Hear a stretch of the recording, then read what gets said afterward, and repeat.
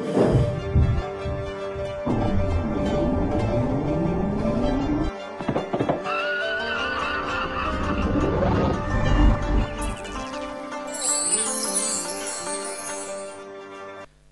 alaikum, hörmətli televizor köykçülər. Siyaset Meydanı söhbət proqramımıza xoş gəldinlər. Mən bugünkü proqram riyasətçisi Abdurrahman Öztürk. Bugünkü söhbət proqramımızda Dünya Uyğur Qurultayı Tədqiqat Mərkəzinin reisi Ümit Agay əfəndi bilan ötküzgən söhbətimiz diqqətinizdə buludu.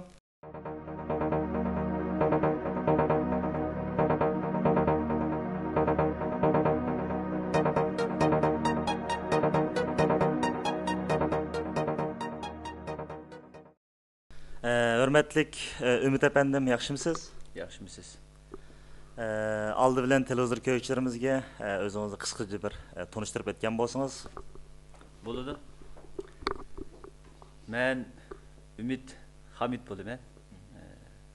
Burun Şinjan Şərq Türkistandakı Şərq Türkistan Pedagog Universitetində oxugan. 90-cı ildə tügütüb oxutquçuluqni Ürümçi şəhərlik 5-ci orta məktəbdə oxutquçu bolğan 94-cü ilgacha. 94 yıldan başlap Kırmaniye'de yaşadınız. Gelgenden beri başka vatandaşlarla okşaş Şarkı Türkistan'ın müstakillik davası için özümüz koşalığın tökünü koşup teşkilatlarda hizmet edip yaşap gelivatımız başka vatandaşlarla billah yakında içilen Dünya Uyghur Qurultayı ki Amerika'daki şığına da Dünya Uyghur Qurultayı Tədqiqat Mərkəzinin reisi bulup saylandı. İnşallah bu vəzifəni ödüsünü çıxıramiz. Rahmet. Şu televizor köykçülərimizə şu Dünya Uyghur Qurultayı Tədqiqat Mərkəzi haqqında azraq məlumatlar bergan bolsanız, yəni bu qaysı xildəki fəaliyyətlərini qilishni planlayapsızlar və qilyapsızlar? Boldu. Dünya Uyghur Qurultayı Tədqiqat Mərkəzi əslində nəyti çoğ miqyasdakı bir söz və ufqumni öz içigə alıdı. Bunun tərkibində bək köp insan yox, amma 18-20 yaxın çoğ ziyalilardan tərkib tapqan.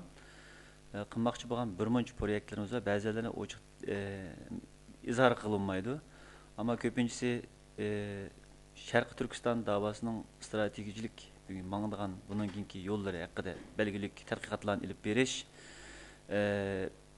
Şərq Türkistandakı vəziyyətini tədqiq qilish, Şərq Türkistandakı vəziyyətinin chet elga bolğan ta'siri və chet eldagi mutaxassislarning Jungo'nun ichki siyosatiga va Uyg'urlarning mustaqillik harakatiga bo'lgan bahsi va uning ilib borayotgan tadqiqotlarini ham o'rganish ham tadqiq qilish Sharq Turkiston davosini ilmiy bir usulda Dünya Uyghur Qurultayı vasitasi orqali shu yerga rahbarlarning vasitasi orqali dunyoga to'ntishda shu rahbarlarni belgilik xabarlar bilan, uçurlar bilan, hukmlar bilan ta'minlash Uyg'urlarning Xitoy hozirgacha imkoniyat bermagan Uyg'urlarning tarixi, o'zining madaniy, iqtisodiy va tarix haqidagi ba'zi tadqiqot qilishga tegishli bilimlarni chet elda bisilib yotgan bo'lsa, shularni qo'llab chiqib shularni tadqiq qilish, o'zimizning xalqiga uqtirish va Sharq Turkistondagi ziyolilarga chet elda bo'lgan tadqiqotlarning natijalarini bildirish va shu ziyolilar orqali yaqindan tamanno qurib Sharq Turkiston yaşayotgan xalqning siyosiy vaziyatlarini emas, ularning tarixi va o'zining madaniy burunqi kechirmishini va hozirgi ahvolini dunyo xalqiga to'ntirish qatorliq xizmatlarni olib boramiz. Ümit əfəndim, yəni bizning yaqindan yəni radiolardan yo xəbər tepişimizcə sizning başçılığınızda bir ömək Vengriyaga berib ma'lum bir fəaliyyətlərini ilib bağlılığınızdan xəbər tapdıq. Yani bu faaliyetler, qandaq faaliyetlerdi, yani bu haqda bir qısqacha bir məlumat bergan bolsanız. Buludu. Vengerlar bilan, Vengriya xalqi bilan yaqin munosabatga o'rnatganimizga 4 yildek bo'lib qoldi. Buning Yevropa Uyg'ur tadqiqot markazi deb shu vaqtida bu munosabatni boshlagan va hozir Dünya Uyg'ur Qurultayı bu munosabatni ustiga oldi. Biz aslında qilayotgan munosabatimiz Vengriyadagi xalq bilan va ommaviy tashkilotlar bilan yaqin munosabat olib boramiz. Hukumat bilan bo'lgan munosabatni Dünya Uyg'ur Qurultayining oldingi rahbarligi ular olib beradi. Hamda Vengerlar o'zininki burunqi ko'kini, o'zining yildizini Uyg'urlar bilan bir deb o'ylaydigan bir millat. Va bizning tariximizni Turg'un Almas afandining yozgan kitoblarida yozilgan Uyg'urlarning qisqa tarixi, Vollar tarixi degan kitoblarda ba'zan aks ettirilgan va buningdan boshqa kitoblarda yozilgan Uyg'urlarning onlar bilan bir qandoshlik beg'ining borligi haqida. Uyg'ur xalqiga bo'lsa, buni tadqiq qilish imkoniyati bo'lmagan Sharq Turkistonda. Chunki Xitoy buningga faqat yo'l qo'ymagan. Xitoy Uyg'urlarning tarixini imkoniyat bor 1500 yil, 2000 yil ichida to'sab qilib, buningdan kengaytib o'tishni istamaydi. Chunki Xitoy o'zining 5000 yillik tarixi bor deb, madaniyatli millat deb dunyoga to'ntishni yaxshi ko'rganligi uchun o'zidan eshib ketadigan bir millatning o'tirdan chiqib kelishini xohlamaydi albatta. Shuningdek bizning tadqiqotchilarimiz va ziyolilarimizga bu fursat yaxshi imkoniyat berilmagan hozirgacha. Biz endi chet elda nima bo'lsa hozir hur yashayotgandiki bu Xitoyning bisimiga uchirmagan holatda yashayotgan ekan. Bu shu munosabatni bo'lsin bir kuchaytiraylik, shuni bir tadqiq qilib deb bu ishlar bilan shug'ullanamiz. Hozir qadar 20 qitim 30 qitim berib keldik. Nayt qiziqarli narsalarni bayqidik. Haqiqatan biz Uyg'urlarning avlodi deb xulos chiqadi. Vengerlar o'zi tadqiq qilish orqali o'zi Sharq Turkistonga berib, kuzatish, qidirib tekshirish, ya da maxfiy berib kelib, xulos chiqish orqali biz Uyg'urlar bilan yaqindan beg'imiz bor va biz Uyg'urlarning avlodi degan xulosani chiqadi. Bo'libmi 2006-yili 1-oyda biz burunqi Vengriyaning territoriyasi bo'lgan Karpat tog' tizimlari, ya'ni Germancha Zimburgedagi 7 qal'a degan yerda hozir Ruminiyaning tabiatiga ishida. Birinchi dunyo urushidan keyin Ruminiyaga berilib etilgan yer ekan, asli Vengriyaga tabi. U yerda bizning bilishimizcha va o'qib egallashimizcha burun Xotan Udun davlati tarafidan ko'chib kelgan shu yerdagi bizning qandoshlarimiz yashaydi ekan. Ularning ismi Turg'un Almasning kitobi yozgandek Changoklar ve Sakula deganlar shu yerda yashaydi ekan. Ularmi o'zini biz shu yoqdan burun kelgan deb hisoblaydi ekan. Albatta til jihatdagi ba'zan o'xshashliklarmi bor ekan, nurg'un so'zlar o'xshaydi ekan. İnsanlarninki chiroylari qarasangiz, noyat Uyg'urlar o'xshaydigan insonlar bek ko'p bor ekan. Bo'libmi chiroylari suzuk, noyatliqi bo'libmi burunqi Yarkan, Xotanning insonlari o'xshaydigan noyat chiroyli insonlar yashaydi ekan. Nayet bağırını keng içip bizni qabul qildi, hatta yig'lab turib, bizning qarindoshlarimiz, qondoshlarimiz deb qabul qildi. Bizning ama ularga taqdim qilaligidek bir cho'ng qo'limizda bir tadqiqot natijalarimiz yoki imkoniyatlarimiz hozirgacha bo'lmadi. Chunki shaxsan men o'zim bir bu kasbning ahliya mutaxassisi emasman.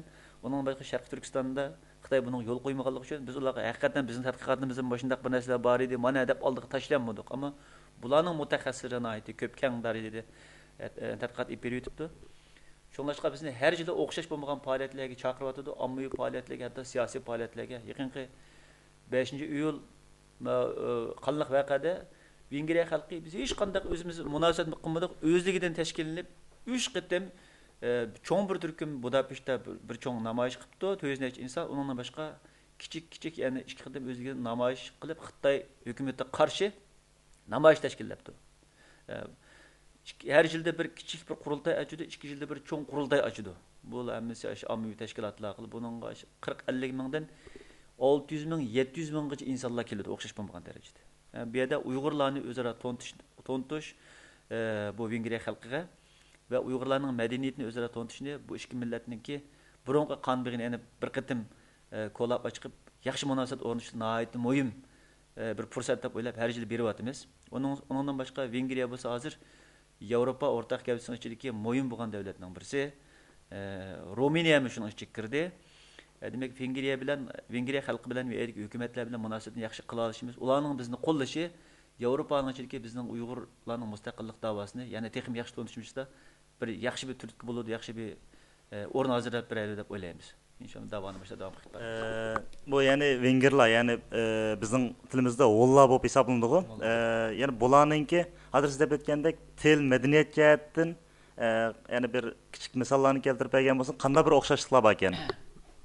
O'xshashliklar nihoyat ko'p ekan. Masalan, bo'libmi muzik jihatdan muzikninki ritmi, nima deymiz, muzikning ohanglari, ya'ni mening oddiy tilim bilan aytgan vaqtimda nayt o'xshaydigan Uyg'urlarga. Hatta ba'zan dehqonlarniki katman ko'tarib, gujak ko'tarib qildigan bir usullari va o hareketlari endi Uyg'urlar o'xshaydi. Hatta naqqashlik, o'ymichilik sanatlari intayin ko'p o'xshaydi ekan.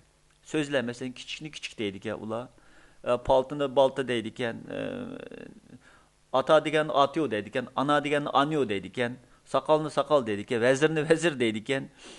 Mesela küçük balını təvrdidigan bölüşükni ulanma bölüşük deydi ekan. Aşına okşaş ben eşede burun okuyan bir vatandaşımız vardı. Şundan sonra qanchalik o'qishadigan so'zni sen bayqansam 2400 tane söz bak ya. Bu az bir miqdor emas. Bundan başqa grammatik jihatdan o'qishni aytib ko'pkan. Bundan başqa ahangdash va ma'nodash so'zlar intayin ko'p. Faqat belgilik bo'g'imlarla o'zgarib ketgan. Albatta minglarcha yillardan beri har ikki yil millatning tilida cho'ng o'zgarishlar bo'ladi. Bizning nayt ko'p bo'lgan bo'lishi mumkin. Ularninki mutaxassislarcha intayin ko'p so'zlar o'qish dedi. Albatta uning kasb ehli bo'lmaganligi uchun ularga men nayt yaxshi javob beraman, ammo bizning kasb ehlilarimiz bilan munosabat qilyotdi. Amerikada yashayotgan ba'zan olimlarimiz bilan, Yevropadagi ba'zan tarixshunos, turkolog, tilshunos mutaxassisimiz bilan munosabatlarni o'rlashtirib qo'ydik. Nayt yaxshi munosabat ib beradi. O'xshashlik intayin ko'p. Mehmon do'stligi, uylarni saramjonlashtirishi, yostiq taki, kichik ilqi nima deymiz, üzüm barangları, almaları, meyvelerini tatib o'xshaydi katta. Shuni ta'mlarini tatib, bizning ashadagi vatandagi limon o'xshash meyvelarni boshqa davlat ko'mak ash Vengriyada borki. Uylarni peshavollik uylarni qilib, nayt ko'p o'xshaydi ekan. Ümit efendim bu yani onlar yani Uygurlarga siyaset cihetten yani mesela qaysi jihatlardan bir yerden beradigan yoki ommaviy tashkilotlar sizlarga bir ma'lum bir shakllarni beryaptimi?